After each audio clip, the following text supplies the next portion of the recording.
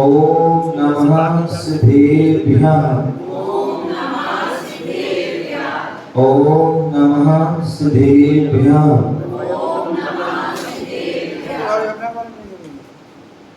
कल्याण मंदिर मुरारी भवते देवी।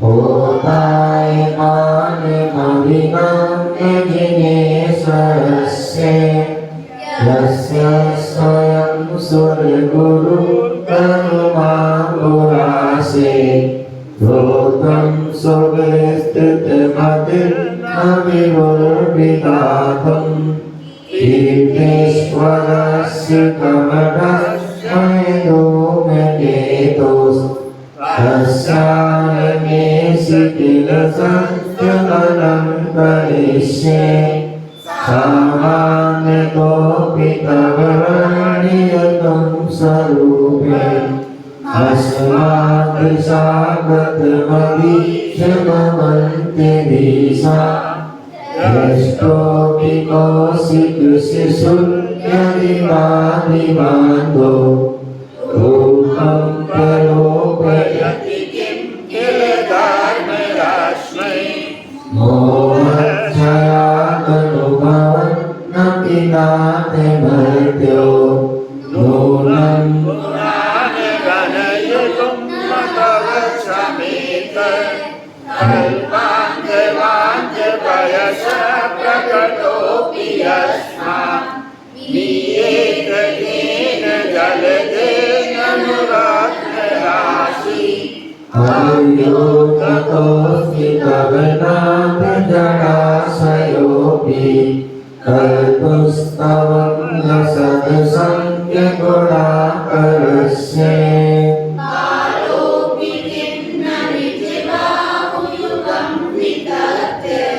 विस्तीर्यतां कथयति स्वदीयाम्बुरासे ये योगिनामपि नयान्ति गुणास्तवेश वर्तुं कथं भवतु ते सुमवावकाशा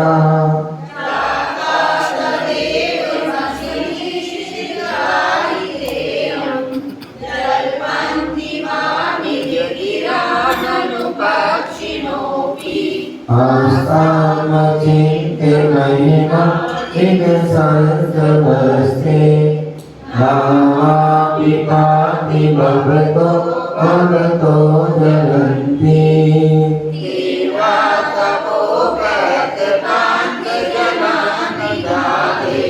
हीनाति परमसरसा सरसो निलोकी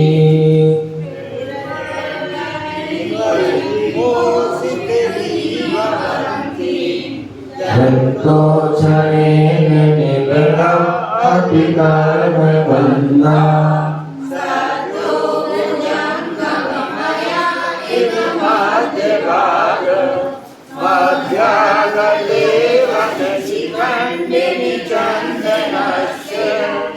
उच्यन्तेन मधुरं सहसा जिनेन्द्र ओमेनुपद्रवसतै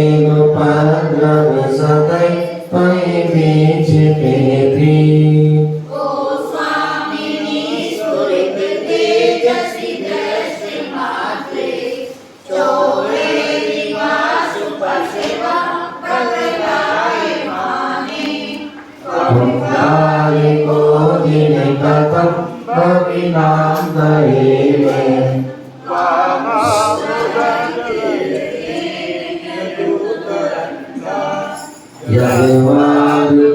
यद्वादुतस्तरधियं जयमेशनूयम् अन्तर्गतस्य यस्मिन्नलभ्यवध्ययोऽपि हतः प्रभावा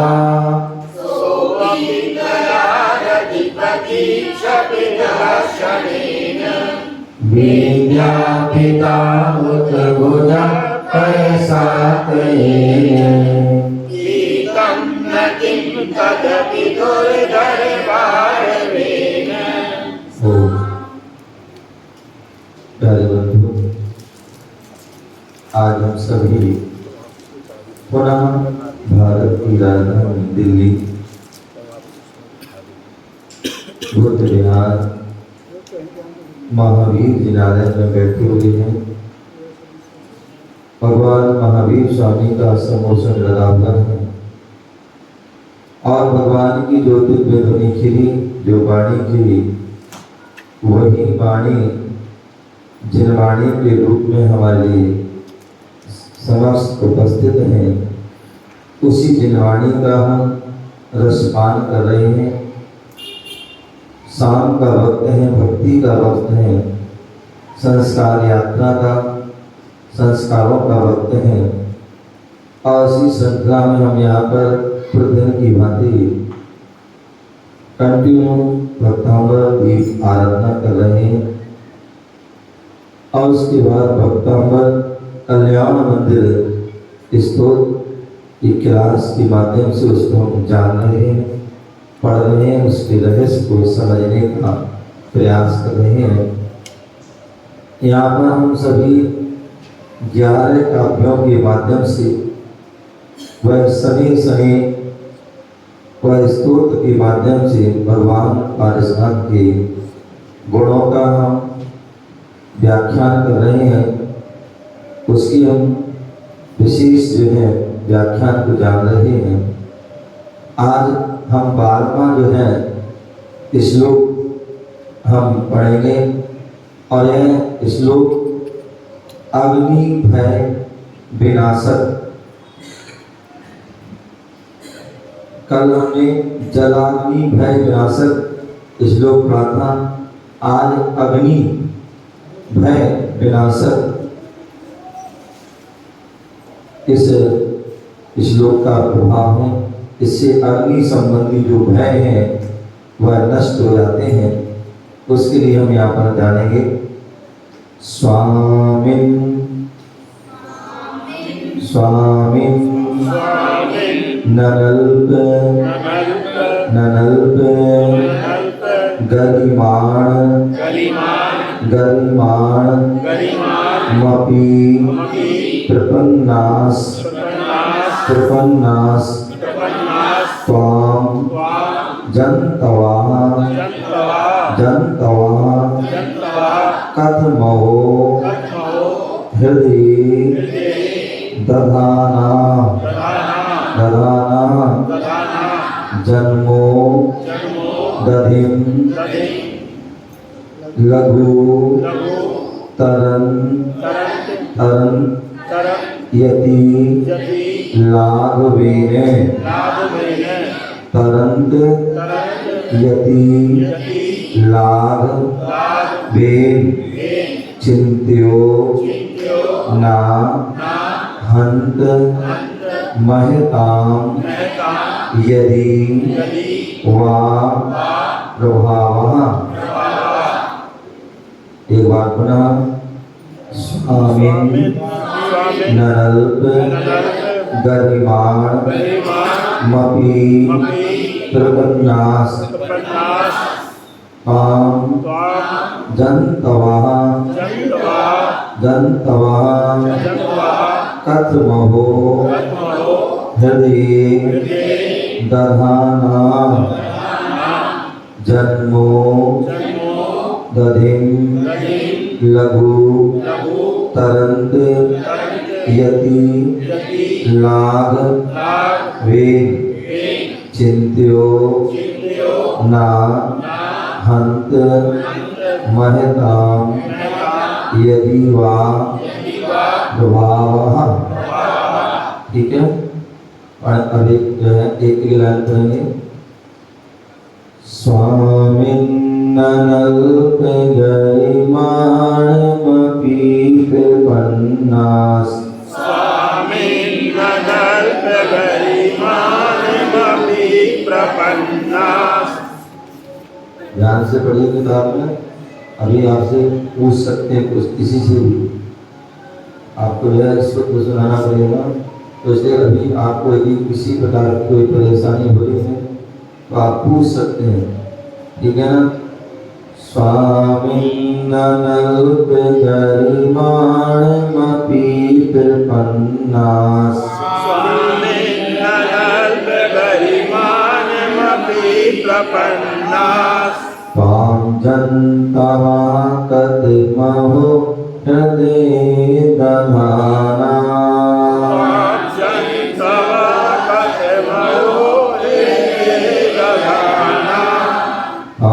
जन्तवा कतिमहो हृदये दधाना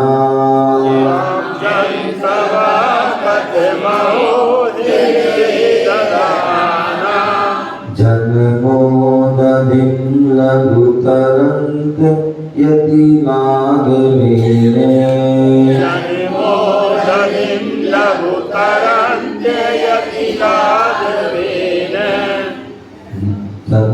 जन्मोदधिं लघुतरं यतिलाघवेन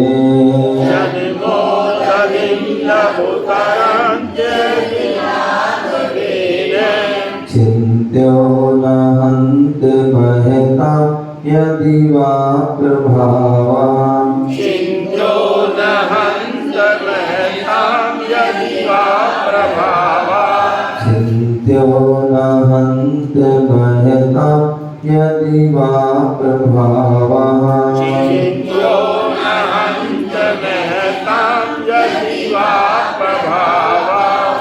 पढ़िए एक साथ।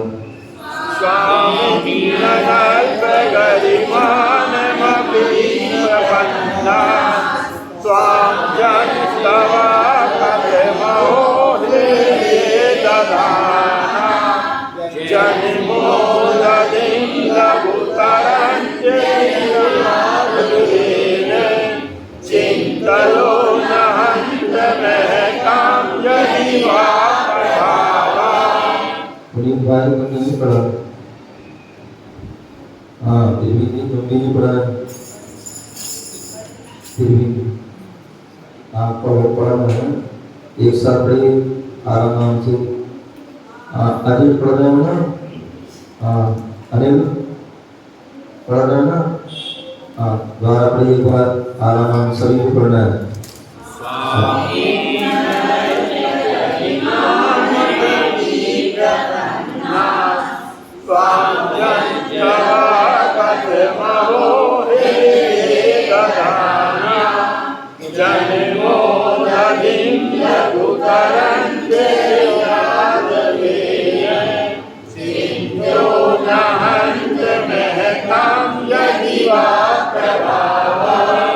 ठीक है ना? पढ़ लोगे? हैं? नहीं पढ़ो? तीसरी लाइन ठीक है। जन्मोदधिं लघुतरं यतिलाघवेन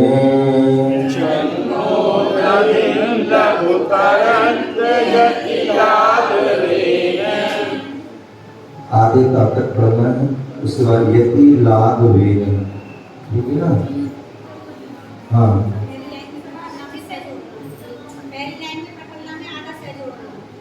हाँ पहले जो लाइन है उसको लास्ट में प्रपन्न, उसके बाद नाश, तो डबल ना है तो आधे ना को पहले पढ़ना। जब भी कोई आगे अक्षर होते हैं तो उनको और उसके आगे यदि जो ह्रस्व अक्षर है तो उसको पहले पढ़ लो, ठीक है ना? प्रपन्न नाश, ठीक है ना? पढ़ लोगे एक बार। स्वामिन ननल्प गरिमाणमपि प्रपन्नास प्रपन्नास त्वां जन्तवा कतिमहो हृदये दधाना जन्मोदधिं लघुतरं यतिलाघवेन चिन्त्यो ना हंत महताम यदि वा प्रभावः। ठीक है, ठीक है, कुछ नहीं होगा। छोटी की मान लगी है, बाकी तो धीरज हो गए ना वो। यहाँ पर छोटी की मात्रा आ गई ना, स्वर आ गया तो इसलिए नहीं लगेगा। ठीक है ना, नियम तो जो पढ़ लिखा है ना तो द्वारा आप धीरज को दोहराते रहिए। ठीक है ना, क्या लिखवाया है तो उसको याद रहेगा। पहले दिन लिखवाया था इसका स्वराघात का, उसमें दिया था कि जहाँ पर विसर्ग आ जाए आदि अन्य पर स्वराघात नहीं होता है। ठीक है ना, चलिए एक बार पुनः पढ़िए। स्वामी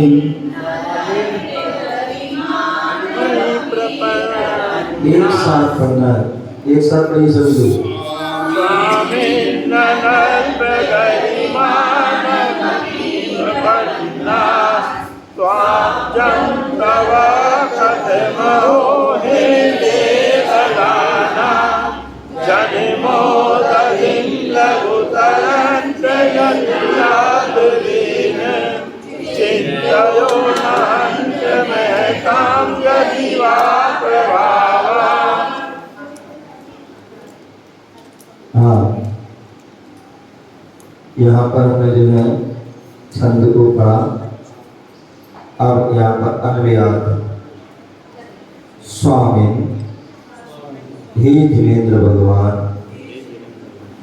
लिखना है, बोलना नहीं। स्वामी हे जिनेन्द्र भगवान, अहो आश्चर्य है, आश्चर्य है कि अनल्प गरिमाणम, अनल्प गरिमाणम अत्यधिक गौरव से युक्त, अत्यधिक गौरव से युक्त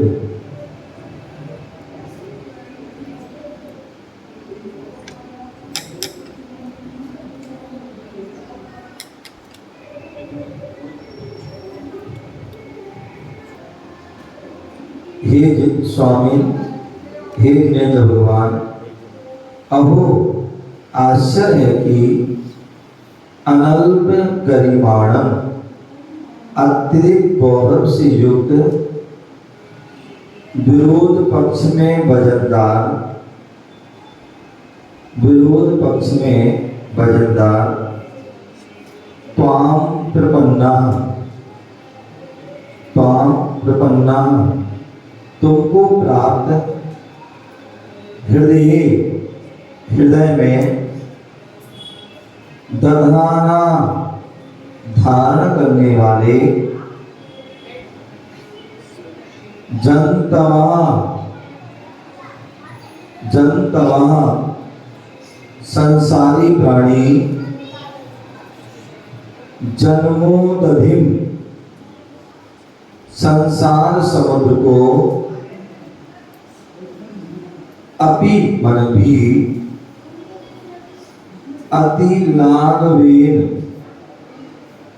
अति लाघवेन अति लघुता हल्केपने से, अति लघुता हल्केपने से कथम कैसे लघु शीघ्र ही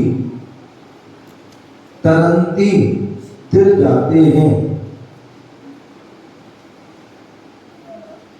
यदि वह अथवा हंत हर्ष है कि महताम महापुरुषों का प्रभाव, प्रभाव चिंतन ना, चिंतन करने योग्य नहीं है। चिंतना, चिंतन करने योग्य नहीं है, अर्थात अचिंत्य है, अर्थात अचिंत्य है। एक बार पुनः स्वामी हे जिनेन्द्र भगवान, अहो आश्चर्य है कि अनल्प गरिमाणम अत्यधिक गौरव से युक्त विरोध पक्ष में वजनदार त्वाम प्रपन्नः तुमको प्राप्त हृदय में दधाना धारण करने वाले जंतवः संसारी प्राणी जन्मोदधिम संसार समुद्र को अपि मन भी अति लाघवेन अति लघुता हल्के पने से कथम कैसे लघु शीघ्र ही तरंती तिर जाते हैं, यदि वा अथवा हंत हर्ष है कि महताम महापुरुषों का प्रभाव चिंतन करने योग्य नहीं है, अर्थात अचिंत्य है। भावार्थ, हे भगवान, अनंत गुणों के भार से युक्त आपको हृदय में पाकर, हे भगवान, अनंत गुणों के भार से युक्त आपको हृदय में पाकर, भगवान कैसे हैं? भारी हैं। कैसे हैं? भारी हैं और हल्के भी हैं, हल्के भी हैं और भारी भी हैं। गुणों से भारी हैं और कर्म नष्ट हो गए हैं, इसलिए हल्के भी हैं। तो इसलिए हे भगवान, अनंत गुणों के भार से युक्त आपको हृदय में पाकर संसारी प्राणी हल्कापन महसूस करता हुआ शीघ्र ही तिर जाता है। और भगवान गुणों से भारी हैं, लेकिन फिर भी अपने हृदय में पाकर हल्कापन महसूस करता है। जैसे आपने देखा होगा, एक परिवार होता है और उस परिवार में यदि कोई पिता है, जब पिता रहता है तो बच्चे क्या होते हैं? घर में पिता के होने पर बच्चे हल्कापन महसूस करते हैं। क्यों? हमें कुछ करने की आवश्यकता नहीं है, क्योंकि हमारे पिताजी ही सारा जो है व्यवस्था देखेंगे। जब शिष्य गुरु के साथ रहता है, जब गुरु का हाथ शिष्य के ऊपर होता है, तो शिष्य को किसी प्रकार की कोई चिंता नहीं रहती। क्यों? कुछ भी होगा, गुरु जी हमारे, उनका आशीर्वाद है, उन्हें कोई चिंता नहीं, इसलिए वो क्या करते हैं? हल्का पैसा महसूस। लेकिन जब पिता का हाथ उठ जाता है, छूट जाता है, गुरु का साथ छूट जाता है, तब जो है शिष्य को जो है भारीपन महसूस होता है। फिर उसके लिए जो है, तो इसलिए आप बोल रहे हैं कि हे भगवान, आप अनंत गुणों के भार से युक्त आपको हृदय में पाकर संसारी प्राणी क्या करते हैं? हल्कापन महसूस करता हुआ शीघ्र ही तिर जाता है। क्या होता है?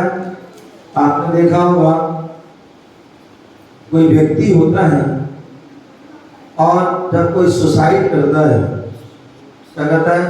सुसाइड करता है, कोई नदी में कूद जाता है, कुएं में कूद जाता है,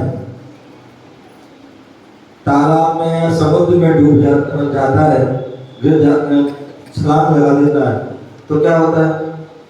जब वह जैसे ही कूदता है तो वह नीचे जाता है। कहाँ जाता है? नीचे जाता है। और वह कब तक नीचे रहता है? जब तक वो जिंदा रहता है। जब तक वो जिंदा रहता है वो नीचे रहता है, और जैसे ही उसके प्राण निकल जाते हैं तो जो है वो क्या होता है, वो मुर्दा हो जाता है ना, वो शरीर रह जाता है केवल, तो वो ऊपर जो है तैरने लगता है, अथवा अतरा जाता है। अथवा आचार्य उमा स्वामी महाराज ने तत्वासु के 10वें अध्याय में दूसरा एक उदाहरण वो भी दिया है। जैसे तुम्बी होती है, तुमड़ी, और उसमें मिट्टी लगी हुई है, जब तक वह मिट्टी के भार से जो है सहत है तब तक वो नीचे रहती है, और जैसे ही मिट्टी का भार निकल जाता है तो वो ऊपर आ जाती है। तो इसी प्रकार यहाँ बोल रहे हैं कि जो आपको हृदय में पाकर संसारी प्राणी क्या करते हैं, हाँ तो गोल वाली उसको तो हल जो है जब हृदय में गुरु महाराज या भगवान विराजमान होते हैं तो वह हल्कापन महसूस करता हुआ क्या होता है, शीघ्र ही तिर जाता है। सो ठीक है महापुरुषों का प्रभाव अचिंत होता है। क्या होता है? महापुरुषों का प्रभाव क्या होता है? अचिंत होगा। वो कल्पनातीत है, उसकी हम कल्पना भी नहीं कर सकते, उसका हम चिंतन भी नहीं कर सकते, क्योंकि हम चिंतन किसका कर सकते हैं? छोटी मोटी चीजों का चिंतन कर सकते हैं, लेकिन जो अचिंत हैं, जो चिंतन से जो है परे हैं, ऐसे वह जो है अचिंत, उनका महापुरुषों का प्रभाव होता है। ऐसा हमें जानना चाहिए। रिद्धि मंत्र ओम ह्रीं अरहं, ओम ह्रीं अरहं नमो अनल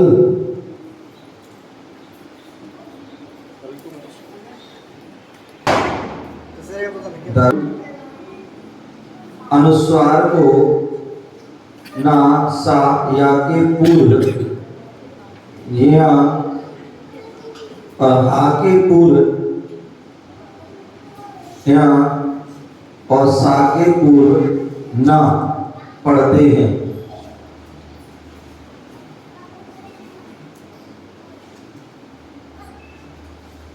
दूसरा तीनों सा, सर्कल वाले, पा वाला और सड़क वाला, तीनों का उच्चारण अलग अलग होते हैं। क्या होते हैं? जब हम तीनों सा पढ़ते हैं तो अलग अलग उसका उच्चारण होता है। जब जीव मूर्धा से घिसटते हुए, जब जीव मूर्धा से घिसटते हुए डाकी तरह आती है, डाकी तरह आती है, जैसे डा होते हैं, डा तो घिसटती आती, वैसे ही तब सा होता है, पा वाला। जब जीव मूर्धा से घिसटते हुए डाकी तरह आती है तब सा, कौन सा वाला? पा वाला, पा वाला सा, षटकोण वाला। और जब जीव की नोक दांत की जड़ के ऊपर लगती है तो शक्कर तो क्या आती है? जब जीव की नोक ऊपर के दांत की जड़ के ऊपर लगती है तब शक्कर वाला सा होता है। और जब जीव